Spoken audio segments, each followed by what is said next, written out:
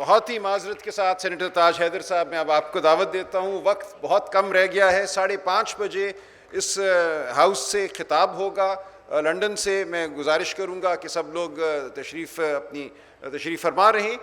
سندھ کے مسائل اور پاکستان کے مسائل آپ سے بہتر کوئی نہیں سمجھتا.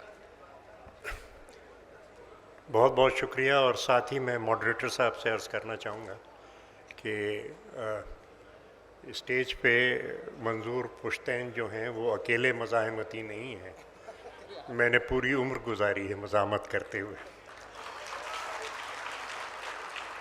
یہ بہت اچھی بات ہے کہ آج یہاں خراج عقیدت پیش کرتے ہوئے ہم محترمہ آسماں جہانگیر کو چھوٹے صوبوں کے مسائل پہ بات کر رہے ہیں، کیونکہ محترمہ کی آواز ایک بہت مضبوط آواز تھی چھوٹے صوبوں کے مسائل و حقوق کے سلسلے میں. میں چند بنیادی باتیں آپ کے سامنے رکھتا ہوں، اور بار بار یہ سوال اٹھایا گیا ہے کہ آخر مسئلہ کیا ہے اور کیوں یہ تمام سلسلے ہو رہے ہیں. پہلی بات یہ کہ پاکستان بنا تھا جس میں تمام علاقوں کے عوام کی شرکت تھی اس تحریک کے اندر، سندھ ہو یا بلوچستان ہو، پنجاب ہو یا پختونخوا ہو. گلگت بلتستان کے لوگوں نے عوامی جنگ لڑی، اب آزاد کرایا، پاکستان میں شامل کرایا. جو قبائلی علاقے جات تھے انہوں نے لشکر بھیجے اور انہوں نے جنگ لڑی اور پاکستان کے سرحدوں کا دفاع کیا. اب اگر ایسے بھی لوگ کہ جنہیں پتہ تھا کہ ان کے علاقے پاکستان میں شامل نہیں ہوں گے، وہ بھرپور طریقے سے تحریک پاکستان میں شامل تھے.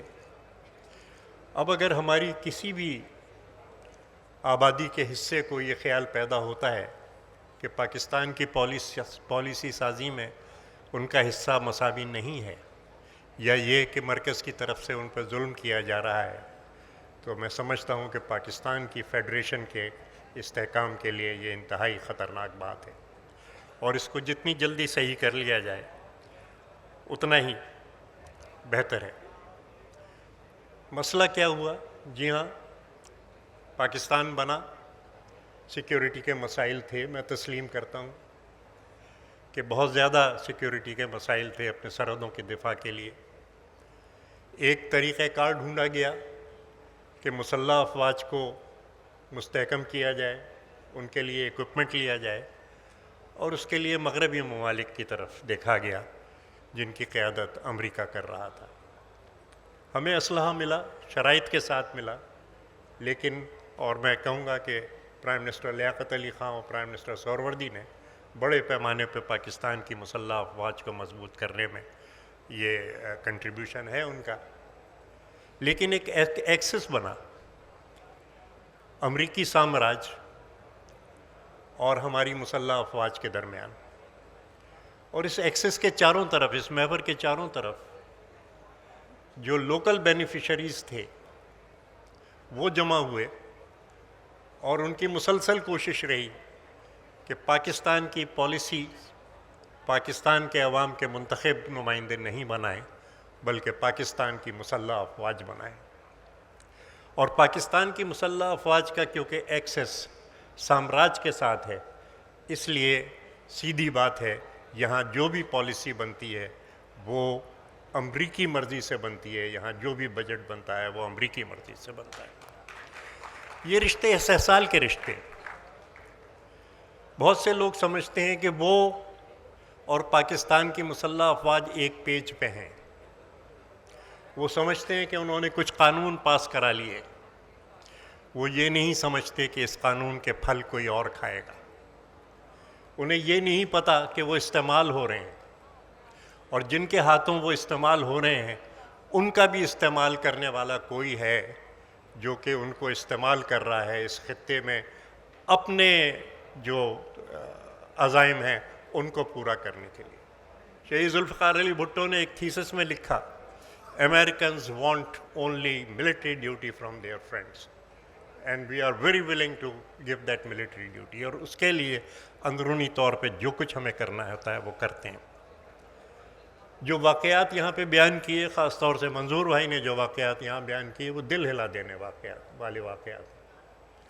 لیکن میں آپ کو اطلاع دینا چاہتا ہوں اور بڑی تشویش کے ساتھ اطلاع دینا چاہتا ہوں کہ پاکستان کی سلیکٹڈ قومی اسمبلی نے قانون پاس کیا ہے جو اب ہماری سینٹ کے سامنے آیا ہے، جس قانون کی ایک شق یہ ہے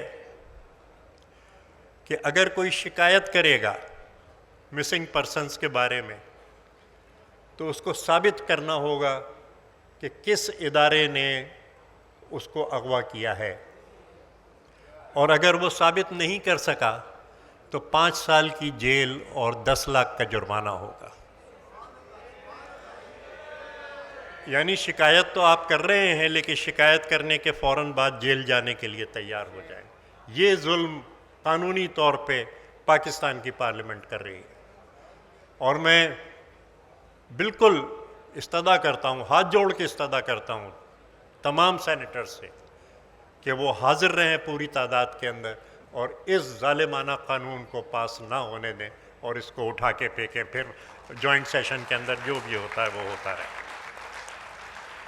جناب عالی، اگر ہم اس بنیادی تضاد کو سمجھ گئے کہ امریکی سامراج اور پاکستان کے عوام کے درمیان جو تضاد ہے وہ بنیادی ہے، تو وہ نہیں چاہتے کہ ہم اپنے قومی وسائل کو ڈیولپ کریں، اور اس لیے جتنا بھی ظلم ہو رہا ہے زیادہ سے زیادہ پختونخوا کیوں تباہ ہوا ہے، بلوچستان کیوں تباہ ہوا ہے، سندھ کے ساتھ کیوں زیادتی ہو رہی ہے، وہ ان علاقوں کے اندر ہو رہا ہے جہاں ہمارے قدرتی وسائل موجود ہیں، اس لیے کہ پاکستان کے عوام ان قدرتی وسائل کو ترقی نہ دے سکیں۔ اور جب ترقی دی جاتی ہے تو میں عرض کروں کہ بھرپور مخالفت کی گئی تھرکول کے منصوبے کی۔ اب ہم 3rd فیز شروع کر رہے ہیں۔ اس 3rd فیز کے بعد کوئلے کی پیداوار جو ہو رہی ہے اس کا ریٹ $27 فی ٹن آ رہا ہے۔ جو امپورٹڈ کول ہے اس کی کراچی پہ لینڈڈ پرائس اس وقت $280 ہے فی ٹن، 1 اور 10 کا فرق ہے۔ جس وقت ہم پاک ایران معاہدہ کرتے ہیں تو کوئی سفیر آ کے کہتا ہے Mister President this can cost you your presidency, اور اس منصوبے کو ختم کر دیا جاتا ہے۔ ہم $8 یا $9 کے بجائے ہم $30 کے اوپر LNG خرید رہے ہیں، صرف اس لیے کہ امریکی سامراج جو ہے وہ ہمارے لیے خطرہ بنا ہوا ہے اور ہمیں اس کی ڈکٹیشن کے اوپر چلنا ہے۔ جناب عالی، بہت سے مسائل ہیں اور وہ مسائل الجھتے جا رہے ہیں۔ مردم شماری جس طریقے سے کی گئی، سندھ کی آبادی 30% کم دکھائی گئی، جس سے کہ سیٹیں ہماری کم ہوئیں، جس سے کہ ہمارے صوبے کو سالانہ 200 بلین کا نقصان ہو رہا ہے۔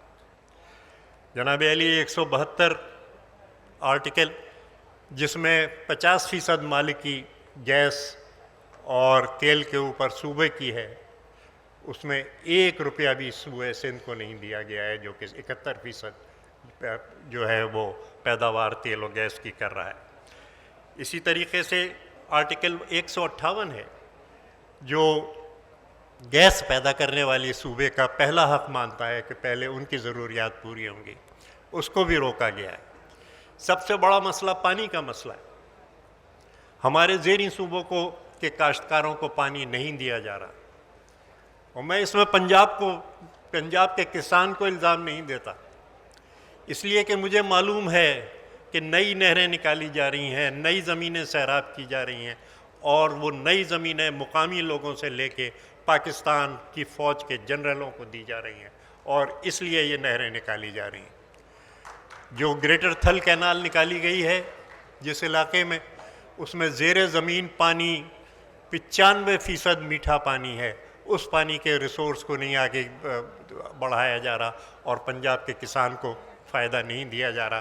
کچھ جنرل ہیں جنہیں کہ نہری پانی چاہیے اور ان کی زمینیں وہاں پہ ہیں۔ میں نے تو ایک دفعہ اپنی حکومت سے کہا تھا کہ جنرلوں کو زیریں سندھ کے اندر زمین دے دیجئے تو پانی آتا رہے گا یہاں بھی۔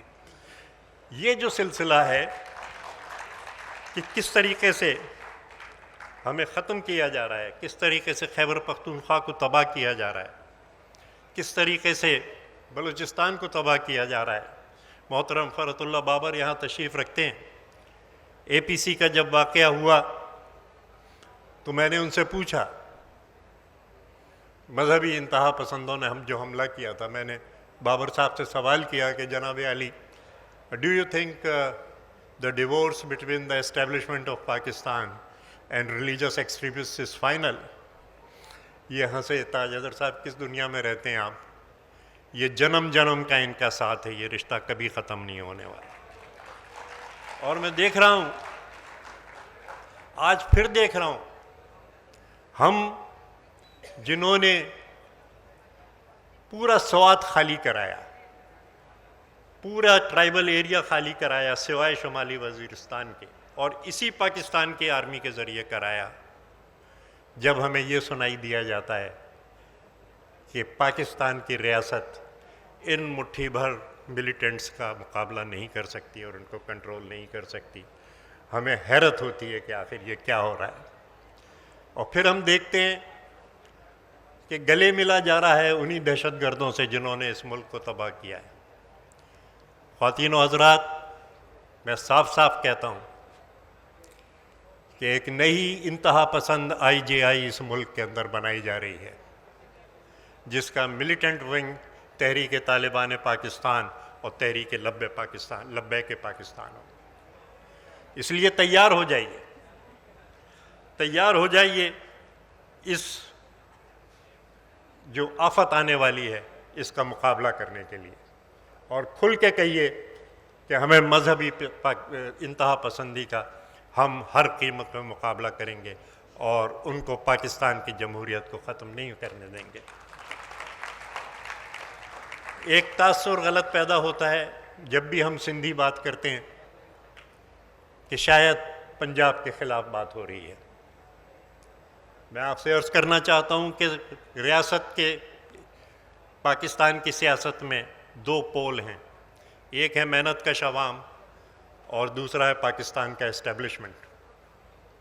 اور پاکستان کا اسٹیبلشمنٹ جو کچھ کر رہا ہے اس کا الزام ہم کبھی بھی پنجاب کے محنت کشوں کو نہیں دیں گے۔ میں جانتا ہوں کہ جب بھی یہاں ترقی پسند تحریک آگے بڑھی ہے، بھگت سنگھ یہیں سے پیدا ہوا، انڈین نیشنل آرمی پنجاب نے بنائی، ذوالفقار علی بھٹو کی ترقی پسند تحریک کو پنجاب نے سپورٹ دی۔ لیکن جب یہ ہوا ہے تو مذہبی انتہا پسندی کو آگے بڑھایا گیا ہے اور لوگوں کو تقسیم کیا گیا ہے، اور جو اس وقت پنجاب میں ہو رہا ہے وہ اسی وجہ سے ہو رہا ہے کہ یہاں ترقی پسندوں کو اور محنت کشوں کو کچلا جائے اور ان کی آواز کو نہ سنایا جائے۔ مجھے پورا اعتماد ہے، عوام کا سیاسی شعور بڑھ رہا ہے۔ محترم مرحوم رسول بخش پلیجو صاحب نے مجھ سے کہا تھا، تاج حیدر چالاکی کا زمانہ ختم ہو گیا، جو چالاکی کرے گا وہ منہ کے بل گرے گا۔ وہ اس لیے کہ ہمارے عوام کا سیاسی شعور بلند تر ہو رہا ہے۔ Political consciousness is some thing which is irreversible، یہ شعور نیچے نہیں جائے گا۔ پنجاب کے لوگ جن کو صرف روزگار حاصل کرنے کے لیے اپنے گھر بار کو چھوڑنا پڑتا ہے، جو یا تو سندھ کے اندر آتے ہیں یا پھر بیرون ملک جاتے ہیں، اور رستے میں کتنے جو ہیں وہ فوت ہوتے ہیں اور کس طریقے سے وہ وہاں پہنچتے ہیں صرف پیٹ کی آگ بجھانے کے لیے۔ میں سمجھتا ہوں کہ وہ اس بات کو جانتے ہیں کہ کس طریقے سے ان کا استحصال ہو رہا ہے اور کس طریقے سے باقی صوبوں کے غریبوں کا استحصال ہو رہا ہے۔ اور میں اس اعتماد کے ساتھ آج اپنی بات ختم کر رہا ہوں کہ پنجاب کا محنت کش اٹھے گا، متحد ہو کے اٹھے گا، آواز اٹھائے گا اس ظلم کے خلاف جو خیبر پختونخوا میں ہو رہا ہے، جو بلوچستان میں ہو رہا ہے، جو سندھ میں حق تلفیاں ہو رہی ہیں۔ مجھے اعتماد ہے کہ ہم سب کندھے سے کندھا ملا کے جد و جہد کریں گے اور امریکی سامراج اور ان کے جو مقامی ایجنٹ ہیں ان کی حکمرانی اس ملک سے ختم کریں گے۔ اس ملک کی پالیسی عوام اور عوام کے منتخب ادارے تشکیل دیں گے۔ شکریہ جناب۔